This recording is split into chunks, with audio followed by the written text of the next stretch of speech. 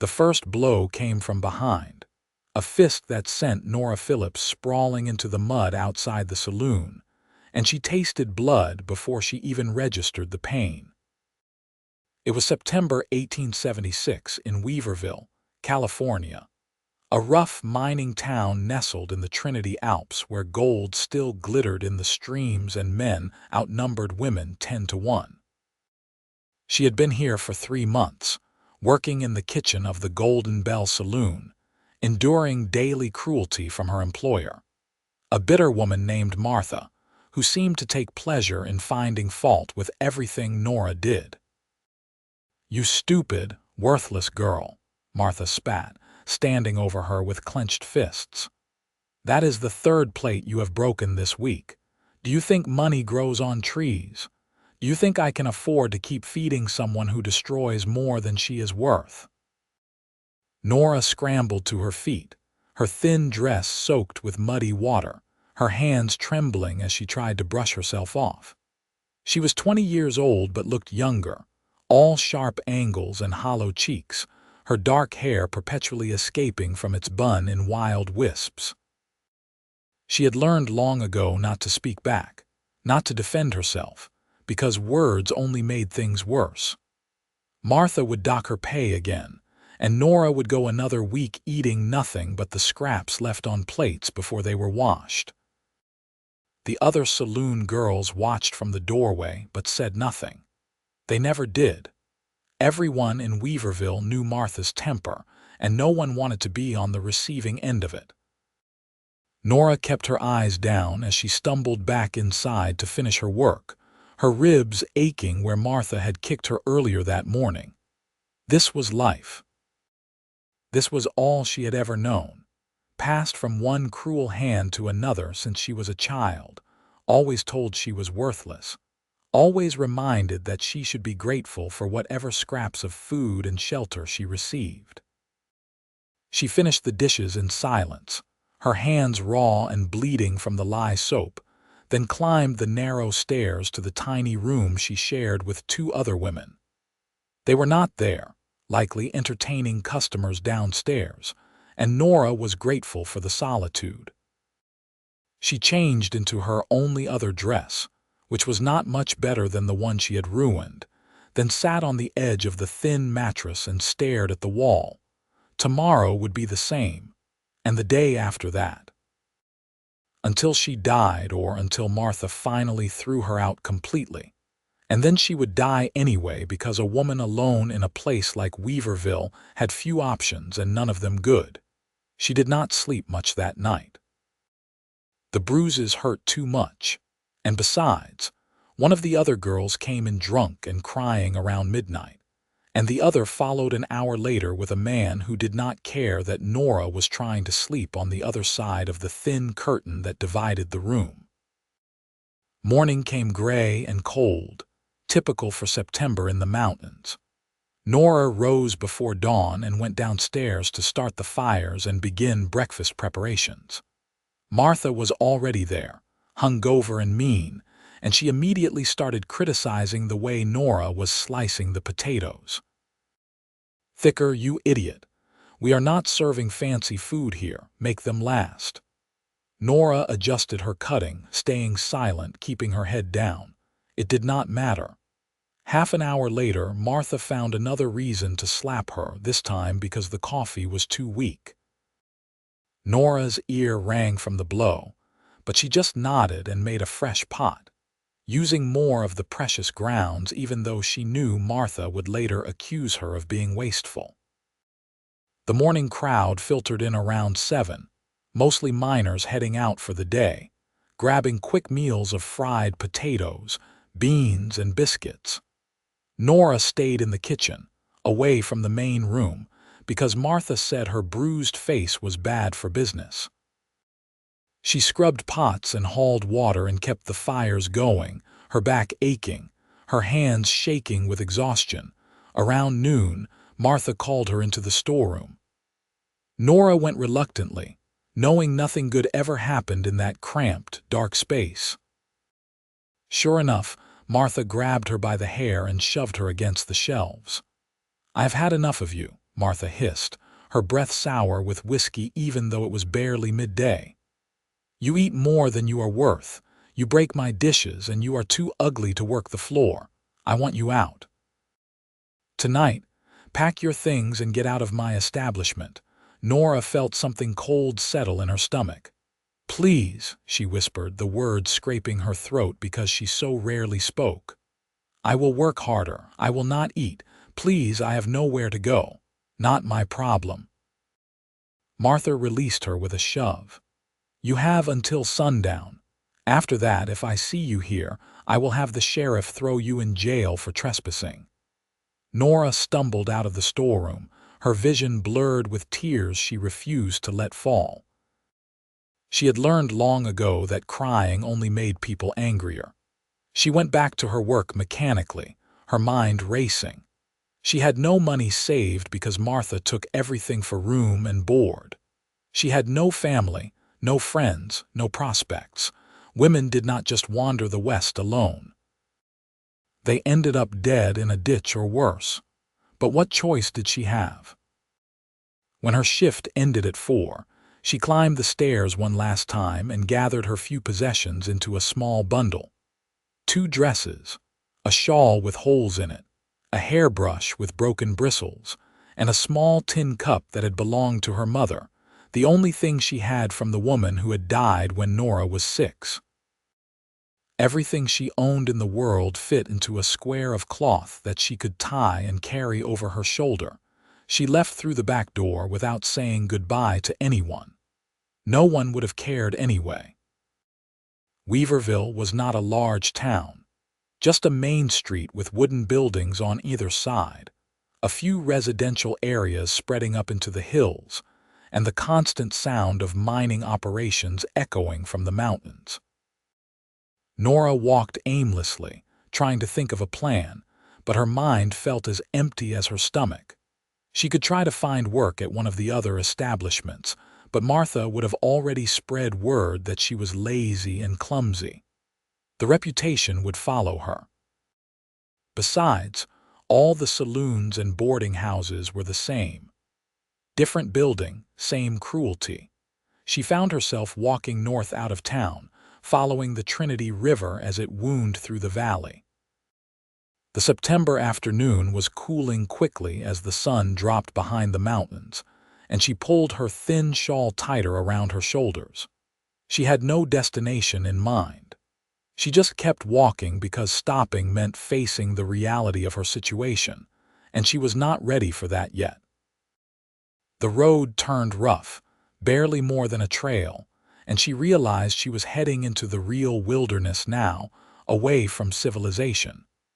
Sensible people did not go this way alone, especially not women, especially not as evening approached. But Nora had stopped feeling sensible somewhere around the 3rd mile. What did it matter if she died out here? At least it would be quiet. At least no one would be hitting her or telling her she was worthless. She walked until her feet blistered, until the sun set completely and the temperature dropped sharply, until she could no longer see the trail in the darkness. Then she sat down on a fallen log and tried to decide if she had the courage to just walk into the river and let it take her. She was still sitting there, shivering and miserable, when she heard footsteps approaching. Heavy footsteps, deliberate, coming from further up the trail. Her heart began to pound. Mountain lions roamed these hills, and bears and men who were often worse than either. She stood quickly, looking for somewhere to hide, but the darkness was complete now and she could barely see her own hands. "Who is there?" A deep voice called out, and then a lantern appeared, swinging from someone's hand, casting strange shadows across the trees.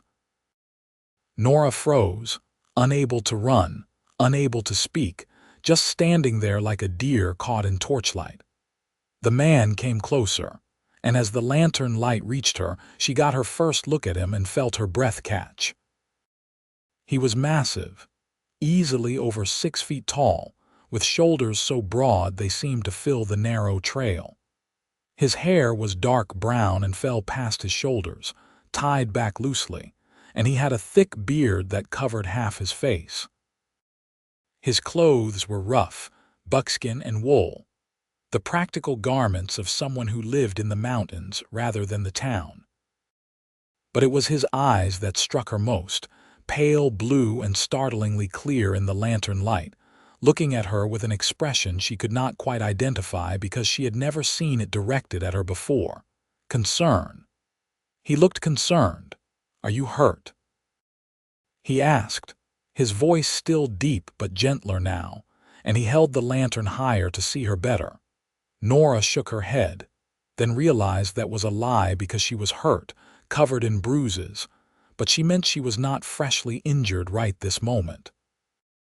"I am fine," she whispered, her voice hoarse from disuse. He frowned, clearly not believing her. "You are a long way from town. It is not safe out here after dark." "I know." What else could she say? That she had nowhere else to go, that she had been considering walking into the river. Those truths seemed too heavy to speak aloud. The man studied her for a long moment, and Nora forced herself to meet his eyes even though every instinct told her to look down, to make herself small and unnoticeable. He was taking in her appearance, she knew, seeing the bruises on her face, the way she favored her left side, the pitiful bundle of possessions at her feet. She waited for judgment, for dismissal, for him to tell her she should go back to town and stop being foolish.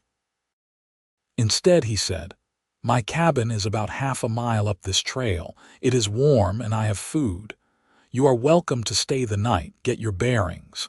In the morning I can take you back to Weaverville if that is where you want to go." Nora stared at him. This had to be a trick. Men did not offer kindness without expecting something in return. She knew that. She had learned that lesson thoroughly over the years, and yet something in his eyes made her want to believe him. Something in the steady way he stood there, not crowding her, not reaching for her, just offering help as if it were the most natural thing in the world. "I do not have any money," she said, because it seemed important to establish that up front. "I did not ask for money." He shifted the lantern to his other hand. "My name is William Morrison. I live up in these mountains, trap and hunt mostly, come into town once a month or so for supplies. I do not see many people out here, especially not women who look like they have been through hell. So I am offering you a warm place to sleep tonight, nothing more. You can accept or not. That is your choice." William Morrison. The name suited him somehow. Nora found herself nodding before she had fully decided to, her body making the choice that her mind was too exhausted to make. "Okay." He nodded back, then gestured up the trail. "Follow me. Watch your step. The path gets rocky." He set off at a steady pace, holding the lantern high so she could see where to walk. Nora grabbed her bundle and followed, her legs trembling with exhaustion. True to his word, the path grew rougher, winding upward through thick pine forest, and several times she stumbled on loose rocks. Each time, William slowed and waited for her to catch up, but he did not try to help her or touch her, seeming to understand that she needed space. The cabin appeared suddenly, a solid structure built from logs, with a stone chimney from which smoke was rising. It was larger than she expected, well-maintained, with a small porch and shuttered windows. William climbed the steps and opened the door, then stood aside so she could enter first. The interior was warm and smelled of wood smoke and coffee. One large room served as kitchen, dining, and living area, with a loft visible above that presumably held the sleeping quarters. Everything was neat, organized in the way of a man who lived alone and took care of his possessions. A fire crackled in the stone hearth, and 2 oil lamps provided additional light. Furs and hides hung on the walls, along with tools and traps. A rough-hewn table stood in the center of the room with 2 chairs, and a cast-iron stove occupied one corner. "Sit," William said, gesturing to one of the chairs. "I will make you something to eat." Nora sat gingerly, her body aching, and watched as he moved around the kitchen with practiced efficiency. He ladled stew from a pot that had been simmering on the stove, cut thick slices from a loaf of bread, and poured water from a pitcher into 2 tin cups. He set one of everything in front of her, then sat across the table with his own portion. "Eat," he said simply. She stared at the food. It had been so long since she had eaten a full meal that her stomach cramped just looking at it. But years of conditioning made her hesitate. This was too much. She did not deserve this. There had to be a catch. William saw her hesitation and set down his spoon. "You look like you have not eaten properly in weeks. Please eat. There is more if you want it." His voice was so gentle, so matter-of-fact about the kindness, that Nora felt something crack inside her chest. She picked up the spoon with shaking hands and took a bite of the stew. It was simple fare, venison and vegetables, but it tasted better than anything she could remember. She forced herself to eat slowly even though she wanted to devour it all, knowing that eating too fast after prolonged hunger would make her sick. William ate his own meal in silence, not staring at her but not ignoring her either, just sharing the space in a way that felt surprisingly comfortable. When they finished, he collected the dishes and washed them in a basin, then turned back to her. "The loft has 2 beds," he said. "You can sleep up there. I will stay down here by the fire. There is water in the pitcher if you want to wash and extra blankets in the chest at the foot of the bed." Nora found her voice rough and small. "Why are you doing this?" William paused, considering the question. "Because you need help." "That seems like reason enough. You do not know me. I could be anyone. You could be," he agreed. "But you are not. You are a woman who has been hurt and who needed somewhere safe to spend the night, so now you have it." He gestured toward the ladder that led to the loft. "Go on." "You look ready to fall over." She was. Exhaustion pulled at her like a weight. Nora climbed the ladder carefully, finding a cozy loft space with 2 narrow beds, both neatly made. She chose the one furthest from the ladder, not sure why that felt safer but knowing it did. She removed her shoes but kept her dress on, then crawled under the blankets. They were heavy and warm, made from animal furs, and they smelled like pine and wood smoke. Below, she heard William banking the fire, moving around quietly, then the creak of what must have been a cot or bedroll being laid out. Then silence.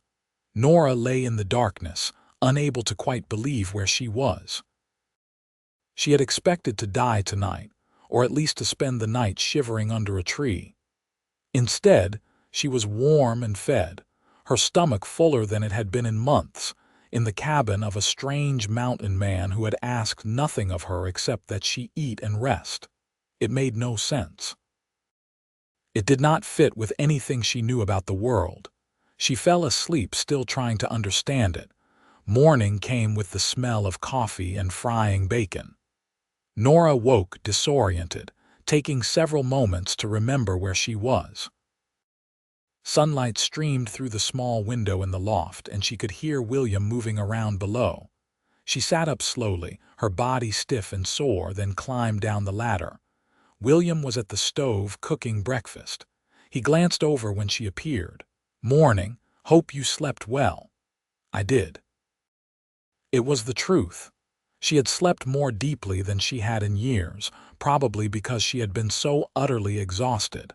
"Thank you. Sit. Breakfast will be ready in a minute." She sat at the table watching him work. In the morning light, she could see him more clearly.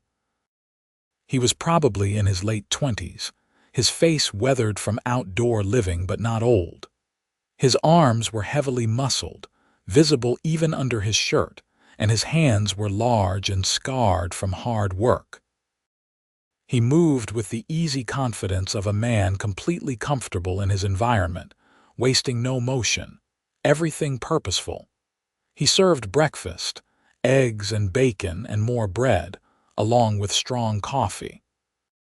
They ate together, the silence broken only by the crackling fire and the sounds of the forest outside. When they finished, William pushed back from the table and looked at her directly. "I will take you back to town if you want," he said, "but I get the feeling that is not what you want. Am I right?" Nora swallowed hard. "I have nothing to go back to. I lost my job. I have no money, no place to stay." "What kind of work were you doing?" "Kitchen work, at the Golden Bell Saloon." William's expression darkened slightly. "I know that place. Know the woman who runs it too. Martha is mean as a snake." "She is." Nora stared at her hands, at the raw, reddened skin. "She told me I was worthless, that I ate more than I was worth." "That is a lie." The certainty in his voice made her look up. William was watching her with those clear blue eyes, and there was something fierce in his expression now, something protective. "You are not worthless," he said, each word deliberate. "You are a person who has been treated badly, but that does not define your worth. That defines the people who treated you that way." Nora felt her throat tighten. No one had ever said anything like that to her. She did not know how to respond. William stood and began clearing the dishes. "I need to check my trap lines today, see what came in overnight." "You are welcome to stay here if you want. Rest, recover. There is food in the pantry and the water barrel is out back. If you prefer, I can take you back to town and you can take your chances there. But know this, you always have a choice. Whatever happened before, whatever anyone told you about yourself, none of it means you do not deserve basic kindness and respect." He said it so simply, as if it were an obvious truth rather than a revolutionary concept. Nora felt something shift inside her, some long frozen part of her heart cracking just slightly. "I would like to stay," she whispered, "if that is truly all right." "It is." William pulled on a heavy coat and collected some equipment from hooks on the wall. "I will be back by mid-afternoon. Make yourself at home." Then he was gone, the door closing softly behind him, and Nora was alone in the cabin. She sat at the table for a long time, just breathing, trying to process everything. Then, slowly, she stood and began exploring. The cabin was exactly what it appeared to be, the home of a man who lived simply but well. Everything was clean and well maintained. The pantry held supplies that would last months: flour, beans, dried meat, coffee, sugar, salt. The water barrel outside was full. There were spare clothes hanging on pegs, all much too large for her but clean. Firewood was neatly stacked on the porch. It was the home of someone who took care of things, including himself. That alone was remarkable to Nora, who had spent her life in places where everything was chaos and cruelty. She found herself tidying up even though there was little to tidy. She swept the floor, wiped down the table, organized the few dishes. It felt good to do something useful, to care for a space that was actually pleasant to be in. When that was done, she heated water and washed herself properly for the first time in weeks, scrubbing away layers of grime and dried blood. The bruises were still there, mottling her arms and ribs in shades of purple and yellow, but at least she was clean. She found a shirt of William's hanging on a peg and changed into it, belting it around her waist with a piece of rope so it did not hang quite so loose. Her own dresses were filthy, so she washed them in the basin and hung them outside to dry. By early afternoon, she was pacing the cabin, restless despite her exhaustion. She was not used to having nothing to do, no one yelling at her, no tasks being hurled at her with impossible deadlines. The silence felt strange, almost oppressive, though she knew that was absurd because the silence was peaceful, not threatening. She was standing on the porch, looking out at the forest when William returned. He was carrying several rabbits and what looked like a marten, all freshly caught. When he saw her, he smiled, and it transformed his face completely, making him look younger, less fierce. "I see you found the shirts," he said, nodding at what she was wearing. "Looks better on you than it does on me." Nora felt herself flush, unused to compliments, even teasing ones.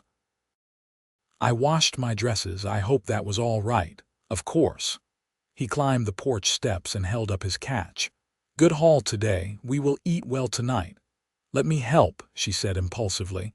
"I am good at preparing game. I can clean those for you." William studied her for a moment, then nodded. "All right. Knives are in the kitchen. I will show you where I usually work." He led her around to the side of the cabin where there was a sturdy work table and tools for butchering and preparing game. Nora set to work with practiced efficiency, skinning and cleaning the rabbits while William handled the marten. They worked in companionable silence, and Nora found herself relaxing into the familiar motions. When they finished, William stretched and looked at the sun, which was starting to descend toward the mountains. "You are good at that, fast and clean." "I have done it before. Before the saloon, I worked for a family on a ranch. They had me prepare game sometimes." She did not mention that the family had been almost as cruel as Martha, that she had left when the oldest son started coming into her room at night. Some stories were too heavy to tell yet. "Well, you are better at it than I am, and I have been doing this for years." William gathered up the prepared meat. "Come on, let us get this stored and start dinner." They fell into an easy routine that evening. Nora cooked while William repaired a trap that had broken. They ate together as the sun set, and afterward they sat by the fire, William whittling a new handle for a knife while Nora mended a tear in one of his shirts that she had noticed earlier. "You do not have to do that," William said, glancing up from his work. "I want to. You have been so kind." "It is the least I can do. Kindness does not require repayment." There it was again, that simple statement of a truth that felt revolutionary to Nora. She set down the mending and looked at him directly. "Why do you live up here alone?" William paused in his whittling. "I like the quiet. I like the mountains. I was never one for town living, all those people crowded together, everyone worried about what everyone else is doing. Out here I can breathe, I can think. I can be myself without anyone judging or making demands." "Do you ever get lonely?" "Sometimes," he admitted. "But lonely is different than mistreated.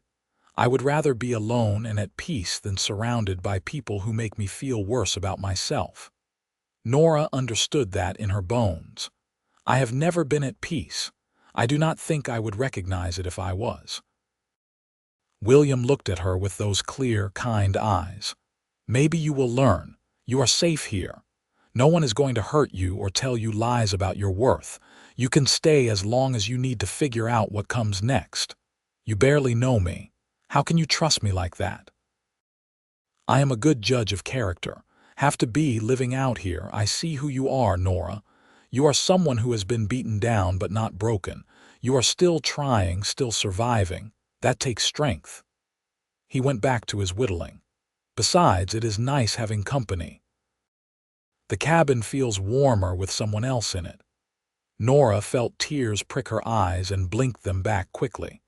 She was not used to kindness, not used to someone seeing anything good in her. It felt dangerous to believe him, to let herself hope that maybe, just maybe, she was not as worthless as she had always been told. But some small part of her, buried deep under years of cruelty, wanted desperately to believe. The days began to blur together in the best possible way.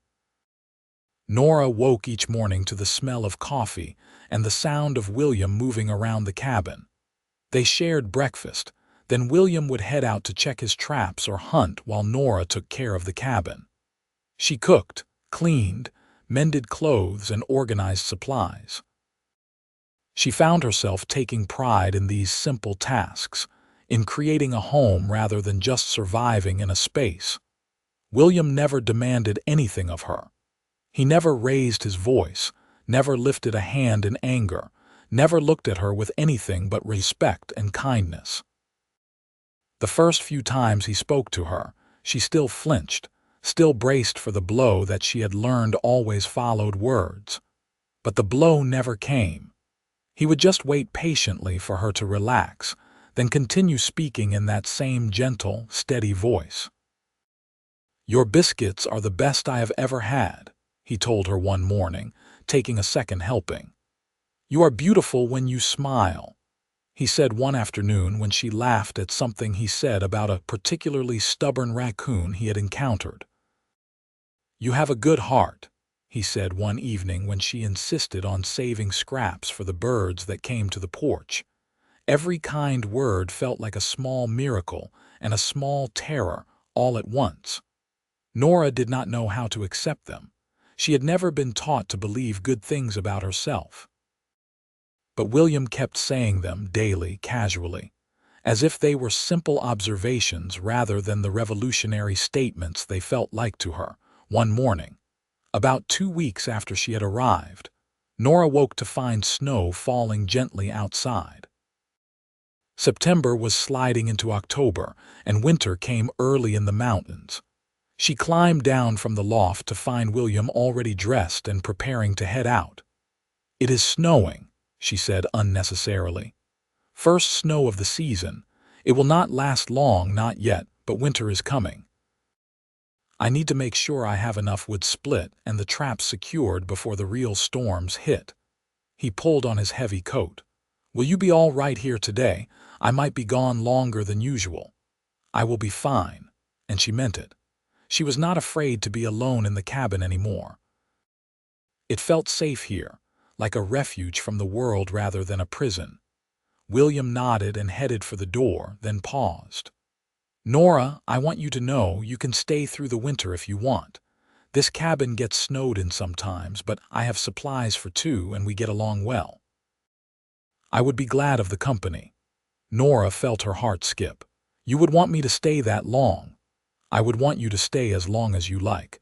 This is not about obligation or timing. This is about you having a safe place to be." He met her eyes, his expression serious. "You do not owe me anything.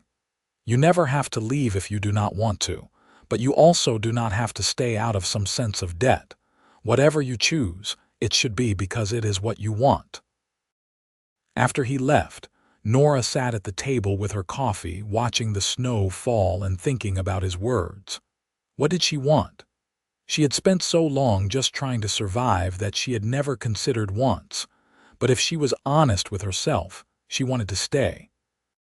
She wanted to keep waking up in this warm cabin, keep cooking meals with good ingredients, keep having quiet conversations by the fire with a man who looked at her like she mattered.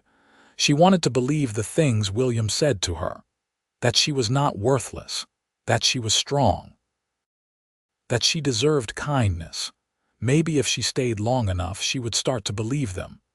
That evening, when William returned cold and tired from a long day of work, Nora had hot stew waiting and the cabin warm. As they ate, she said quietly, "I would like to stay, through the winter, if the offer is still open." William smiled, that rare full smile that lit up his whole face. "The offer is always open. I am glad you are staying." Something settled in Nora's chest then, something that felt almost like peace. The weeks passed, autumn progressing toward winter in earnest. The days grew shorter and colder. William taught Nora how to recognize different animal tracks, how to tell if a storm was coming by the way the wind moved through the trees. She taught him how to make bread that was lighter and fluffier than the dense loaves he had been baking. They worked together to prepare the cabin for winter, sealing gaps, organizing supplies, making sure they would be comfortable when the snows came in earnest. And every day, William spoke kind words to her. Sometimes they were compliments, sometimes observations, sometimes just gentle affirmations. He noticed when she did things well. He thanked her for her help. He told her she was smart, capable, talented. He never once criticized her, never made her feel small or stupid or worthless. At first, Nora deflected the words, unable to accept them, but William was patient. He just kept saying them day after day, until slowly, incrementally, some part of her began to listen. One evening in late October, they were sitting by the fire after dinner when Nora found herself asking, "How did you come to live up here, in the mountains?" William was quiet for a moment, staring into the flames. "I grew up in a city back east, Philadelphia. My father was a merchant, expected me to follow in his footsteps, take over the business. But I did not fit there.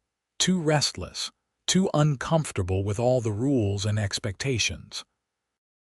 When I was 20, I headed west, worked as a scout for a while, then a fur trapper. Eventually made my way here and built this cabin about 5 years ago. Been here ever since."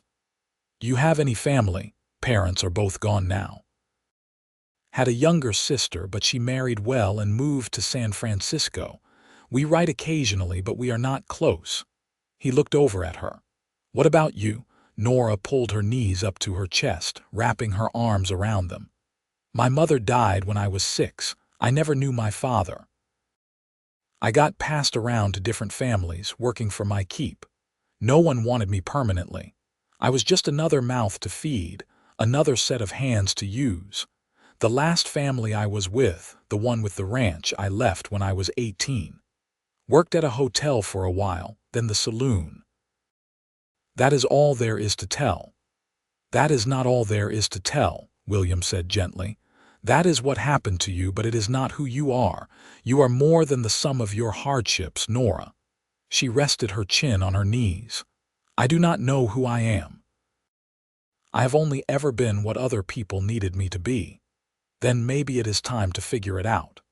He stood and added another log to the fire. "You have time now. You have space. No one here is going to tell you who to be or what to do. You can just exist, and that is enough." It was such a simple concept, but it felt impossibly radical. To just exist, to be enough without having to earn it. November arrived with serious snowstorms. The cabin got snowed in for days at a time, the world outside reduced to a white blur. But inside they were warm and comfortable. They fell into easy rhythms, cooking together, maintaining the cabin, reading from William's small collection of books, talking about everything and nothing. Nora found herself laughing more, speaking more freely. The constant tension that had defined her life for so long began to ease. She still had nightmares sometimes, waking in the dark convinced that Martha was standing over her, or that she was back on the ranch with nowhere to run. But when that happened, she would hear William's steady breathing below, and she would remember that she was safe. One morning in mid-November, she woke to find William already making breakfast. He glanced up when she climbed down the ladder. "Morning, beautiful." It was not the first time he had called her that, but something about the way he said it this time made Nora's heart skip. She paused at the bottom of the ladder, really looking at him. He was at the stove, his long hair tied back, his sleeves rolled up to reveal his muscular forearms. The morning light from the window caught in his beard, and his eyes were warm when he looked at her. He was beautiful too, she realized. Not in a polished, refined way, but in the way that mountains were beautiful. Solid, strong, enduring, and she was falling in love with him. The realization hit her like a physical blow. She grabbed the edge of the ladder to steady herself, her breath catching. This was dangerous. This was terrifying. Love meant vulnerability, and vulnerability meant pain. Every time she had ever trusted anyone, ever opened herself up even slightly, it had ended in hurt. But even as the fear rose up, another voice whispered beneath it. William had never hurt her. In 2 months, he had never once done anything to make her afraid. He had been nothing but kind, patient, respectful. He had asked nothing of her except that she allow herself to be cared for. "You all right?" William was watching her with concern. "You look pale." "I am fine," she managed, forcing herself to walk to the table on shaking legs. "Just woke up too fast." He frowned but did not push, just served breakfast and sat across from her. They ate in their usual comfortable silence, but Nora was acutely aware of every movement he made, every glance he sent her way. How had she not realized before? When had simple gratitude transformed into something deeper? After breakfast, William announced he needed to spend the day working on repairs to some of his equipment, projects he could do inside by the fire.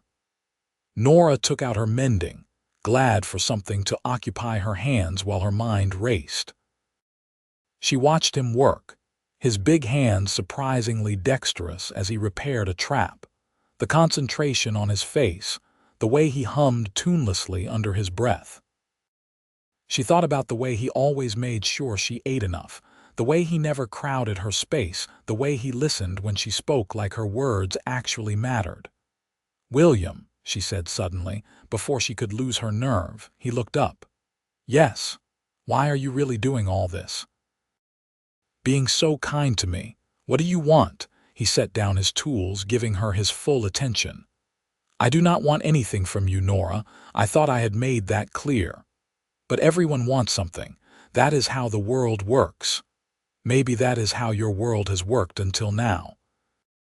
But it does not have to be that way." He leaned forward, his elbows on his knees, his expression earnest. "I am kind to you because you deserve kindness. I enjoy your company because you are interesting and capable, and you make this cabin feel like a home instead of just a place I live. I do not have an ulterior motive.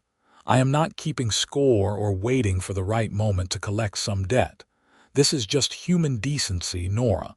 This is just how people should treat each other. That is not how anyone has ever treated me. I know, and that is heartbreaking. But it does not have to be how things are forever." He held her gaze. "You are not the broken, worthless thing people tried to make you believe you were. You are smart and strong, and you have survived things that would have destroyed other people. You deserve to be treated with respect and care. You deserve to be happy." Tears spilled down Nora's cheeks before she could stop them. "I do not know how to believe that, I know." William's voice was infinitely gentle. "But I will keep telling you until you do, every single day if that is what it takes." Nora buried her face in her hands, overwhelmed by the force of her emotions. She heard William stand, heard his footsteps cross the room, and then he was kneeling in front of her chair. He did not touch her, just sat close enough that she could feel his presence. "It is all right to cry," he said softly. "It is all right to feel whatever you are feeling. You do not have to be strong every moment. You do not have to have everything figured out. You can just be, Nora. Just be here, just be you, and that is more than enough." She looked up at him through her tears, seeing the absolute sincerity in his eyes, and something inside her broke open. Not in a painful way, but like ice cracking in spring, making way for something new to grow. "I think I am falling in love with you," she whispered, terrified to say it but unable to hold it in any longer. William's expression softened impossibly further. He reached up slowly, giving her plenty of time to pull away, and gently wiped the tears from her cheeks with his thumbs. "I have been in love with you since the third day you were here, when I came home and found you singing to yourself while you cooked. But I did not say anything because I did not want to pressure you, did not want you to feel like you owed me anything or had to return my feelings to keep staying here. You love me." Nora could barely process the words. "I love you," he confirmed, his smile tender. "You do not have to say it back. You do not have to feel the same way. Nothing changes unless you want it to. You are still safe here, still welcome here, no matter what." But Nora was done with fear. She was done with letting past hurts dictate her future. She leaned forward and kissed him, awkward and tentative because she had never kissed anyone she actually cared about before. William made a surprised sound but quickly responded, one hand coming up to cup the back of her head gently, his lips warm and soft against hers. When they broke apart, He was smiling at her with such open affection that Nora felt her heart might burst. "I love you," she said again, more firmly this time. "I did not think I was capable of feeling this way, but you make me want to try. You make me want to believe that good things can happen."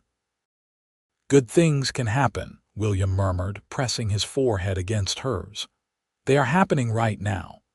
They stayed like that for a long moment, just breathing together, and Nora felt something she had never felt before settle into her bones: safety, trust, love, peace. The winter deepened around them. The cabin snowed in for weeks at a time, but Nora had never been happier.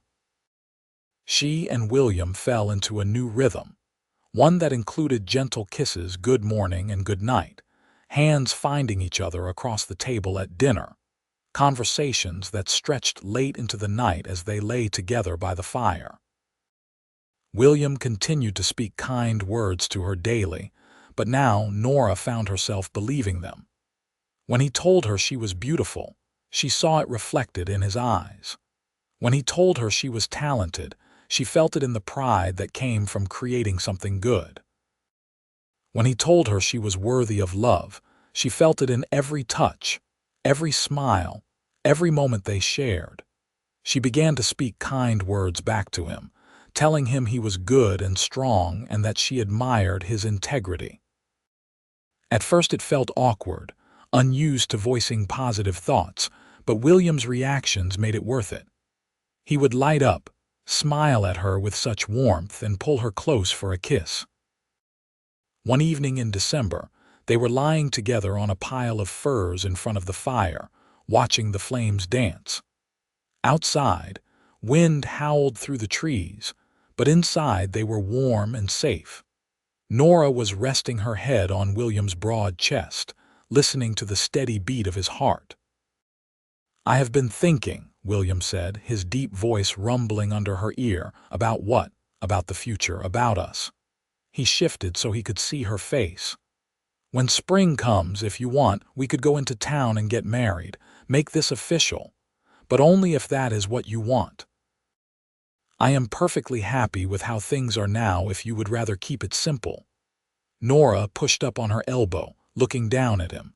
"You want to marry me?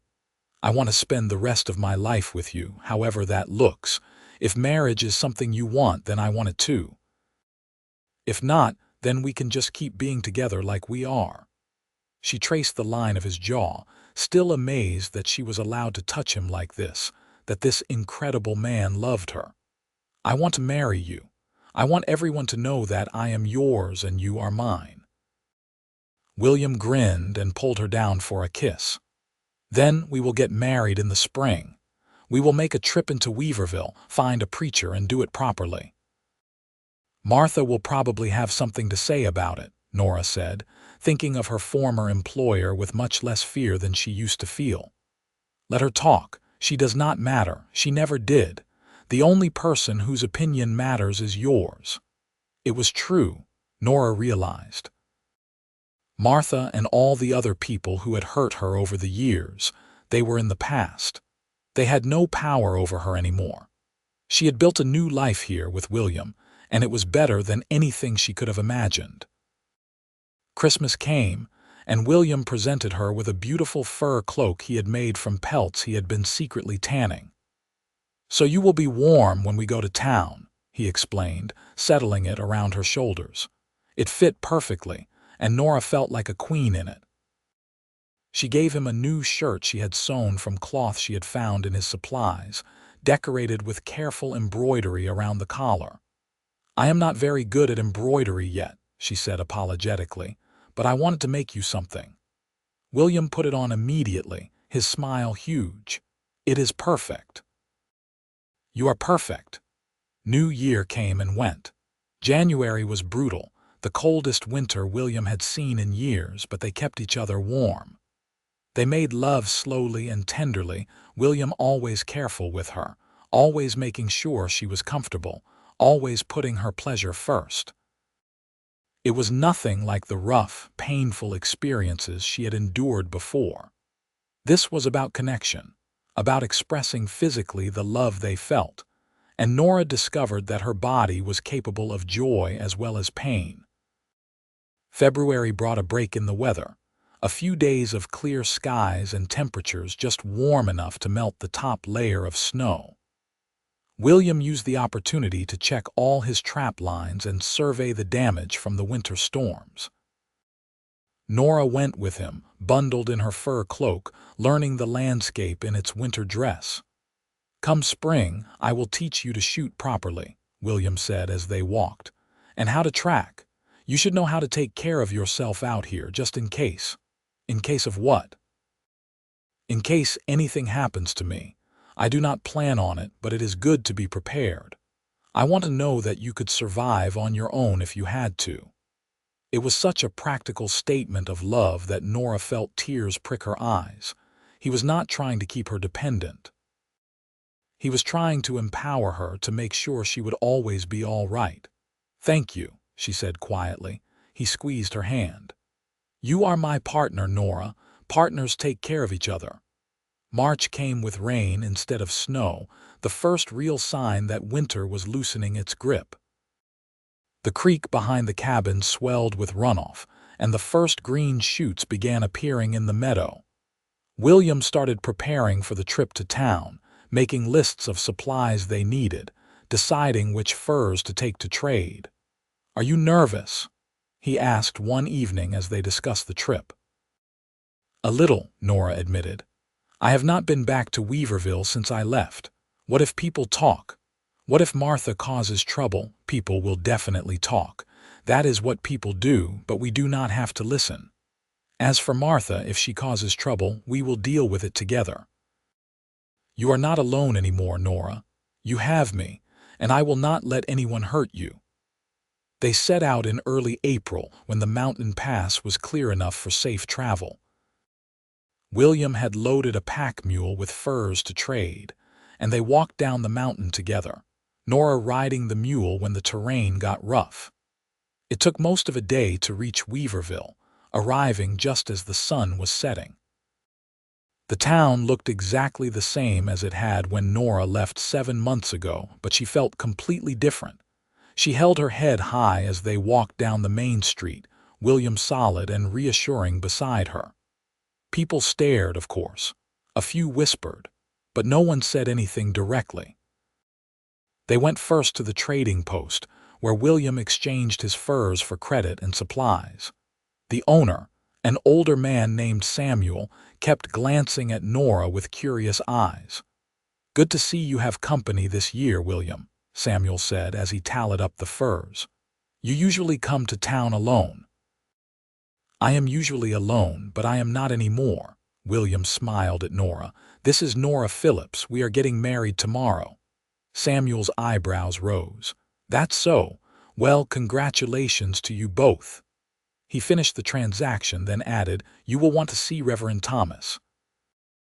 He is usually at the church this time of evening, preparing for Sunday services." They found the Reverend exactly where Samuel said he would be. A kind-looking man in his 50s with wire-rimmed spectacles. He agreed readily to perform the ceremony the next day, asking only that they arrive at 10 in the morning. "Will you be having guests?" he asked. "No guests," William said firmly. "Just us and whoever you need as witnesses. I can provide witnesses. My wife and the church organist will be happy to stand in." They secured a room at one of the boarding houses, a respectable establishment very different from the Golden Bell Saloon. Nora was relieved when the owner, a matronly woman named Mrs. Garrett, did not seem to recognize her. They had dinner in the boarding house dining room, then retired early, knowing they had a big day ahead. "Are you still nervous?" William asked as they lay in the narrow bed, Nora tucked against his side. "Less than I was. More excited now." "Me too." He kissed the top of her head. "Tomorrow you become my wife. That is all I have wanted since Christmas." They woke early, both too excited to sleep longer. Nora wore the best of her dresses, which William had bought for her with some of his trading credit, a simple but pretty blue cotton that matched her eyes. William wore his new embroidered shirt and had trimmed his beard neatly. They looked at each other in the morning light and smiled. The ceremony was simple and brief. Nora spoke her vows clearly, no longer afraid, and William's voice was steady and sure as he promised to love and honor her for the rest of his life. When the Reverend declared them married, William kissed her gently, and Nora felt her heart overflow with happiness. They were walking back to the boarding house, hand in hand, planning to collect their things and head back to the cabin when Martha appeared in front of them. She looked older than Nora remembered, harder, her face lined with bitterness. "Well, well, if it is not worthless little Nora. I heard you were in town, figured you would have frozen to death by now." William's hand tightened on Nora's, but she shook her head slightly. She had something to say, and she needed to say it herself. "I am not worthless, Martha," Nora said, her voice calm and clear. "You told me I was for years, and I believed you because I did not know any better. But I know the truth now. I was never worthless. I was just surrounded by people who were too broken themselves to see value in others." Martha's face reddened with anger. "How dare you speak to me that way, you ungrateful? We are done here," William interrupted, his voice hard. He moved forward, using his considerable size to gently but firmly move Martha out of their path. "My wife and I have nothing more to say to you. My wife." The words rang in Nora's ears as they walked away, leaving Martha sputtering behind them. William had called her his wife, had stood beside her and backed her up without taking over, letting her have her say but making sure she was safe. It was everything she had never known she needed. They collected their things, settled their account with Mrs. Garrett, and began the journey back to the cabin. As they climbed into the mountains, leaving Weaverville behind, Nora felt the last chains of her past fall away. She was not that frightened, beaten-down girl anymore. She was Nora Morrison, wife of William Morrison, and she was strong and loved and free. That night back in their cabin, William made love to her with particular tenderness, whispering how proud he was of her, how strong she had been, how much he loved her. And Nora believed every word. Spring turned to summer, and their life settled into new rhythms. William taught Nora to shoot, to track, to read the forest the way he did. She became proficient at preparing game, smoking meat, tanning hides. They were true partners, working together to maintain their home and their life in the mountains. But more than that, they were happy. They laughed together, teased each other, made love under the stars on warm summer nights. They talked about everything, their pasts, their hopes, their dreams. William told Nora about places he had traveled before settling here, and Nora shared memories from her childhood that were not all painful. They built a life together that was rich and full, despite its simplicity. In July, Nora realized she was pregnant. She told William one evening after dinner, nervous about how he would react. They had not discussed children, had not made specific plans for the future beyond just being together, but William's face lit up with pure joy. "A baby, we are having a baby. Yes. Are you happy?" Happy does not even begin to cover it. He pulled her into his arms, holding her gently. "You are giving me a family, Nora. That is the greatest gift I could ever receive." The pregnancy progressed easily. William was attentive but not overbearing, making sure Nora had everything she needed but still treating her as a capable partner, rather than a fragile invalid. As summer turned to fall, they prepared for the baby's arrival, William building a cradle with his own hands while Nora sewed tiny clothes and blankets. "You think you will be scared?" William asked one evening in late October as they lay in bed, his hand resting gently on Nora's rounded belly. "When the time comes, I mean." "Maybe," Nora admitted, "but not the way I used to be scared of things. This is a different kind of fear, something about the unknown but also excitement. And I know you will be with me. That makes all the difference." I will be right here, I promise." The baby came in early December, on a clear, cold night when the stars seemed close enough to touch. The labor was long and difficult, but William stayed with Nora the entire time, holding her hand, wiping her forehead, speaking encouraging words even when she was too exhausted to respond. When their son finally arrived, healthy and screaming his displeasure at the cold world, William wrapped him carefully in blankets and placed him in Nora's arms with tears streaming down his face. "He is perfect," William whispered, his voice choked with emotion. "You are perfect. Thank you." They named him Thomas, after Nora's father, whose name she had never known until now but suddenly remembered in the haze of exhaustion and joy. Thomas Morrison, born December 8, 1877, in a cabin in the Trinity Alps to parents who loved him more than anything in the world. Those first weeks were exhausting and wonderful. Nora marveled at the tiny life they had created, at the way Thomas would grip her finger with his whole hand, at the soft sounds he made when he slept. William was a devoted father from the start, waking in the night to bring Thomas to Nora for feeding, changing diapers without complaint, singing soft, off-key lullabies that somehow always soothed the baby. "I never imagined this," Nora said one night as she nursed Thomas, watching William tend the fire. "A year and a half ago, I thought I would die cold and alone. Now I have a husband who loves me and a beautiful son and a home. Sometimes I am afraid I will wake up and it will all have been a dream." William came and sat beside her, wrapping his arm around her shoulders. "It is not a dream. This is real, Nora. You deserve every bit of this happiness. You have always deserved it." Spring came again, bringing with it their first anniversary and Thomas's first attempts at rolling over.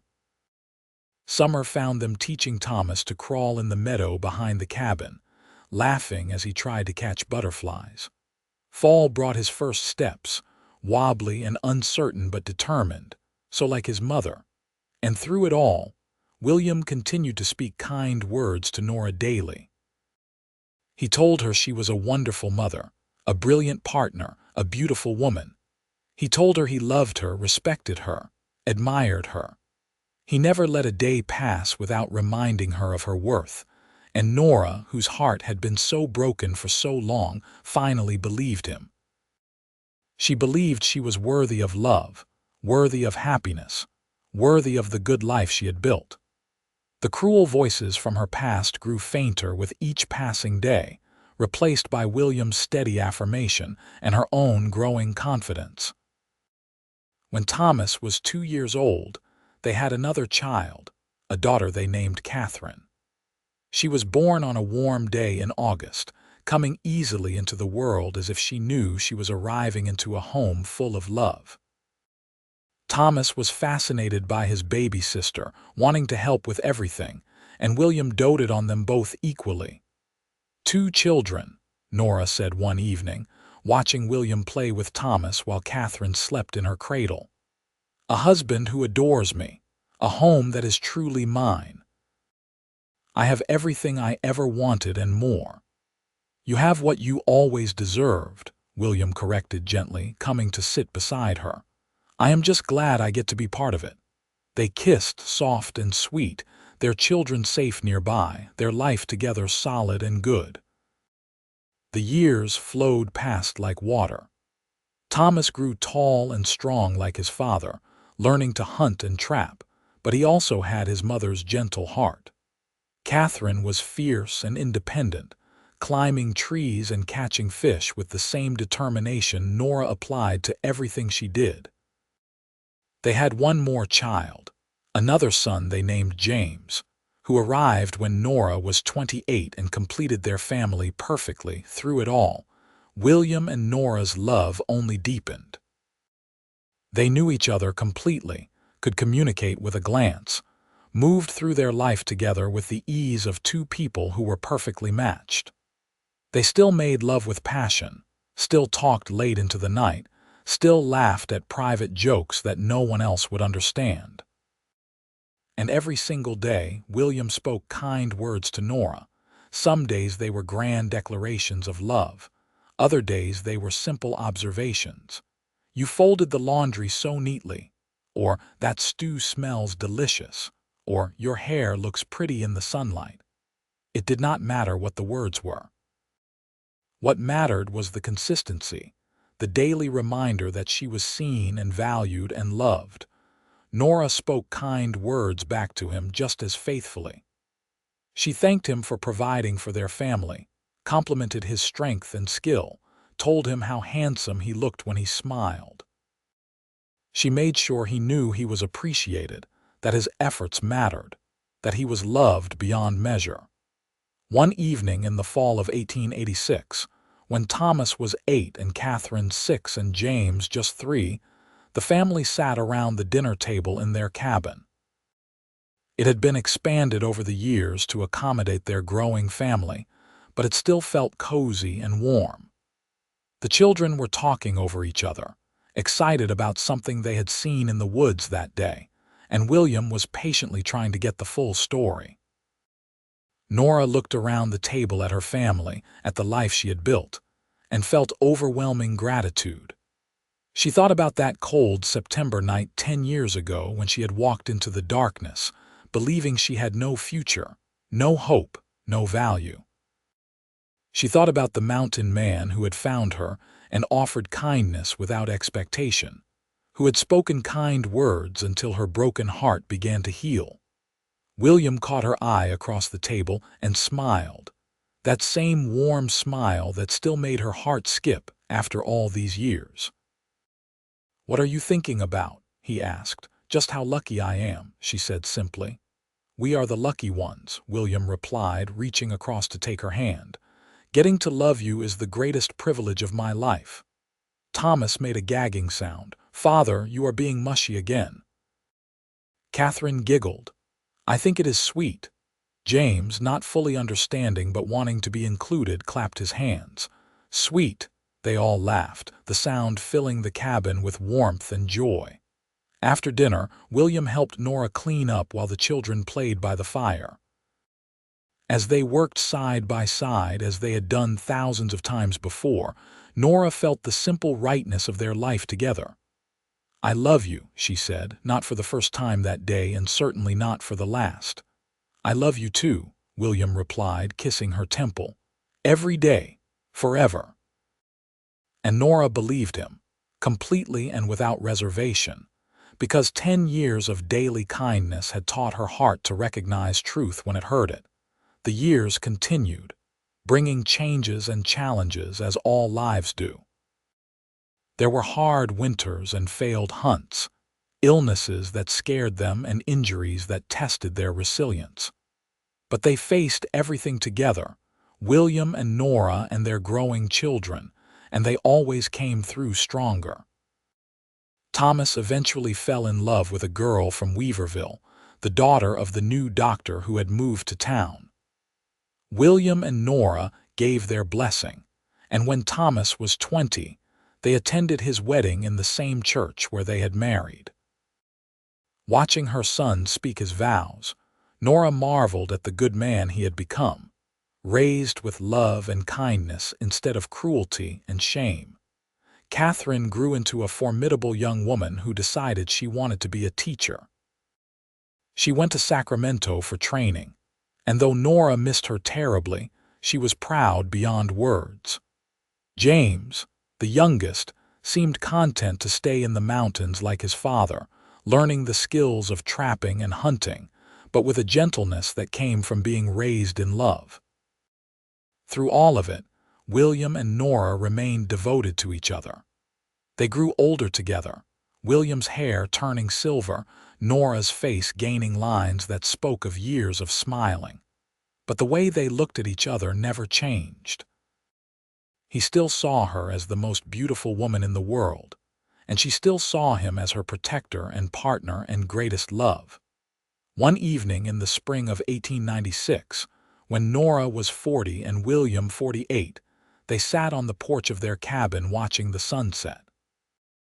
The children were all grown now, living their own lives, visiting often but no longer dependent. It was just the two of them again, the way it had started. "You remember the night we met?" William asked, his arm around Nora's shoulders. "Every detail." "I remember thinking you were too good to be true, that there had to be a catch. And now I know there was no catch. You were just exactly who you appeared to be, a good man with a kind heart." She leaned her head on his shoulder. "You saved my life, William. Not just that night, but every day since. You taught me that I was worth saving." "You saved yourself," William said gently.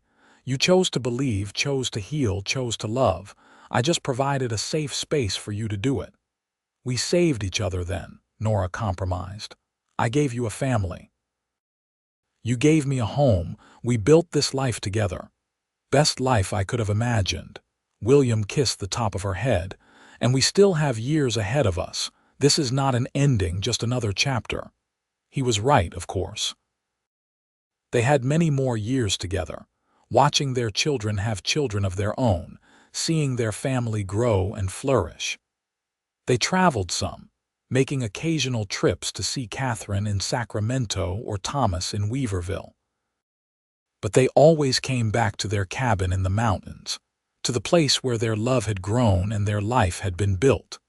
And every single day, without fail, William spoke kind words to Nora. Even when they were old and gray, even when they had been together for decades, he never stopped telling her she was beautiful, valuable, worthy of love. It became as natural as breathing, this daily affirmation of her worth. And Nora, whose heart had once been so broken she thought it could never heal, believed every word. She believed she was loved, believed she mattered, believed that the scared girl who had walked into the darkness so long ago had been wrong about everything. She was not worthless. She had never been worthless. She had just needed someone to show her the truth. On a warm June evening in 1912, when Nora was 56 and William 64, they sat together on their porch one last time. William had been growing weaker lately, his heart not as strong as it once was, but he was still himself, still kind, still loving, still devoted to Nora and their family. "I have had a good life," he said quietly, holding Nora's hand. "We are not finished yet," she protested, even though she could see the truth in his eyes. "Maybe not. But if we are, I want you to know, loving you has been the greatest joy of my existence. You made me a better man. You gave me a family, a purpose, a home. Everything good in my life came from the day I found you on that trail. You gave me everything," Nora said, tears streaming down her face. "You gave me myself." William squeezed her hand. "Promise me you will remember what you are worth. Promise me you will never forget that you are valuable and loved, no matter what." "I promise. But you have to promise me you will fight. We have grandchildren who need to meet you. We have more years to share." "I will fight as long as I can," he agreed.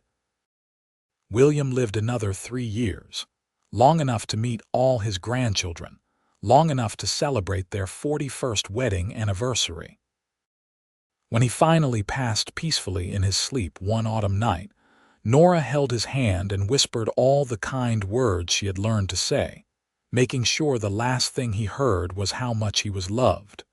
The grief was enormous, a physical weight that made it hard to breathe. But Nora was not the broken girl she had once been. She was strong, resilient, surrounded by children and grandchildren who loved her. She mourned deeply, but she did not break, and every morning she woke up and spoke kind words to herself, the way William had taught her. She reminded herself of her worth, her strength, her value. She told herself she was still beautiful, still capable, still deserving of love. It felt strange at first, speaking aloud to an empty cabin. But gradually, it became natural, a continuation of the daily affirmation that had sustained her for over 40 years. She lived another 12 years, dying peacefully at the age of 68. Surrounded by her children and grandchildren in the cabin, she and William had built together. Her last words were, "I am loved and I am enough," because she was. Because William had spent nearly half a century speaking kind words to her daily until her heart finally believed them true. And that belief had transformed everything: her life, her children's lives, the legacy of love that rippled out through generations. The cabin stood in the mountains for many more years, eventually becoming home to Thomas and his family, then to his children. And the story was passed down, the tale of the mountain man who had found a broken woman in the darkness and spoken kindness until she healed. It became a reminder to each generation that words matter, that kindness matters, that every person has worth whether they know it yet or not. And somewhere in the mountains, in the wind through the pines and the sound of the river, William and Nora's love endured, as solid and lasting as the mountains themselves, a testament to the transformative power of daily kindness and the simple truth that everyone deserves to be loved.